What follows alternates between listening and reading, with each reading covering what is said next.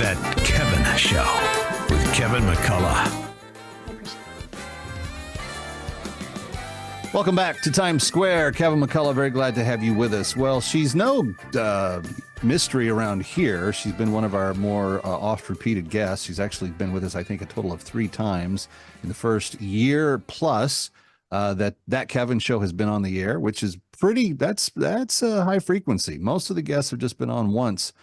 Just a handful have been on twice. But the reason I've invited her back is that she has penned what has to have been a very emotional telling of her life story. And little did I know what that life entailed until I began to get some wind of Motorhome Prophecies. Ladies and gentlemen, put your hands together and welcome back Carrie Sheffield.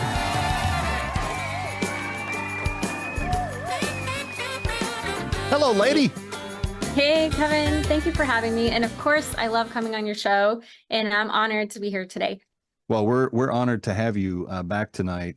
The people that have seen you in the past, we've talked about women in the electoral process. We've talked about, DEI and CRT and gender theory. And we've talked about marriage and the economy of what has happened to that institute. We've talked about a lot of other things. Tonight, we're going to talk about you.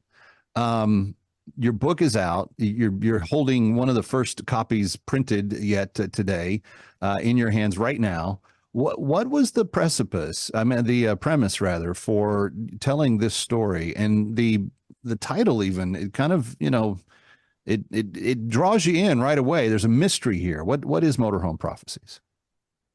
Yeah, so the title Motorhome Prophecies is because of my childhood. I spent large portions of it living in a motorhome with my 7 biological siblings and my parents. So it was 10 people living in a motorhome, which just the physics of that is quite uncomfortable.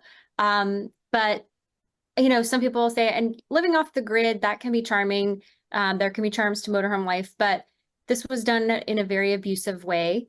And I wrote the book because I want to encourage people who are either in abusive situations or recovering from abusive situations to get some hope. And then also for people who maybe they weren't abused to just have empathy and understanding and maybe provide support for people who are going through suffering. So basically my father is, he's going to be 86 and he has very bad Alzheimer's. So he's not really active anymore. But growing up, he said, I am a prophet. I will be president someday. Satan himself has reassigned lesser demons in order to personally torment our family. So it was just a lot of megalomania. And he was actually excommunicated from the official Mormon church, the Church of Jesus Christ of Latter-day Saints, the LDS church. But it wasn't until 2013. I think he should have been excommunicated much earlier because he was physically abusive. He was emotionally and spiritually just very abusive. He said that that we were satanic, that we were possessed, and that he was our salvation. And eventually 2 of my brothers developed schizophrenia, and one of them groped me and tried to rape me when I was 17. And the other one accused me of trying to seduce him to have sex. And it was just such a toxic environment, not safe, and not being protected by my own dad, and also being told that I was satanic and that I just, deserved everything because I was a slut. And so hearing those stories from your own dad doesn't really build self-confidence. And eventually I told him, I don't believe you're a prophet, and I want to go away to college. And I have 4 older brothers, so I was 5th in the birth order, but the first girl, and I was the first to leave. And when I told him I was going to leave, he raised his hand to the square and he said, I prophesy in the name of Jesus, you'll be raped and murdered if you leave. And at that moment, I had to make a decision. Am I going to choose more abuse, but at least something I know, or am I going to choose freedom and uncertainty? And I chose freedom, and I'm very glad I did, but it was not easy. I was disowned. My dad said my blood changed. I was no longer his daughter. I was not allowed home all through college. In some ways it was good quarantine because I was away from the crazy, but it's still your own family. I was photoshopped out of family photos. I had to get declared legally estranged from them in order to get money to pay for my college. And so, having been just, raised in like a third world condition. You know, my mother gave birth when our family was living in a tent. Like we didn't even have a motorhome at that time.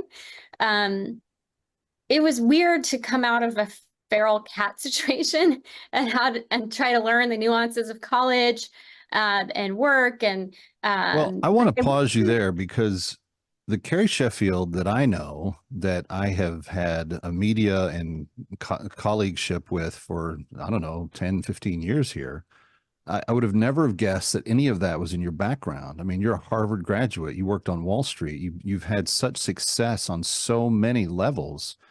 Your story has to be a point of inspiration for people that are going through what you've been through, and certainly for the many more that have been through less on some level.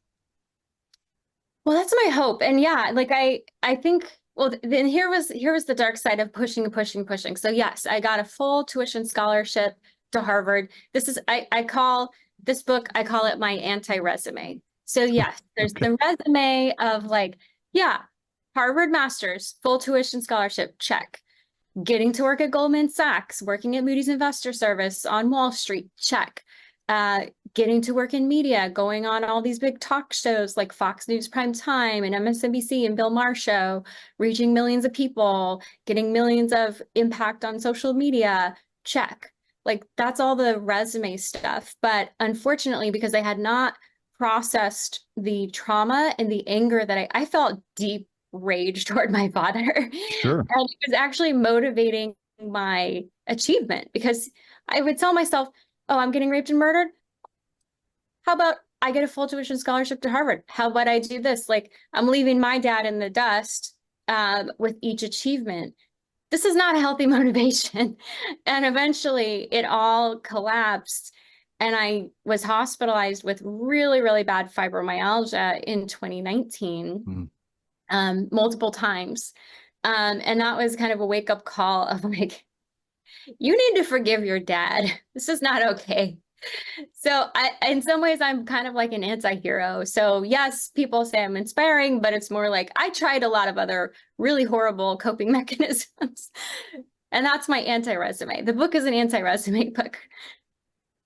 Well, it's you've got a story to tell, because eventually, even though you left any form of faith, you eventually came back and are now rooted in the Christian faith, and you have talked openly about this. You've spoken with me about it off air at various times, and I'm encouraged that what some people would say the enemy perceived for evil, you have allowed God to do something good with it in your life and heart.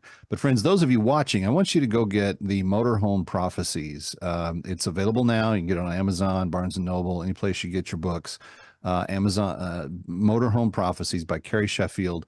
You know her work from the Independent Women's Forum and other writings that she's had for the New York Post and other outlets. But she's fighting the good fight, and she's really concerned about helping people. I would guess, especially women, to find what God has for them and making sure that they're on a path that He intends for good.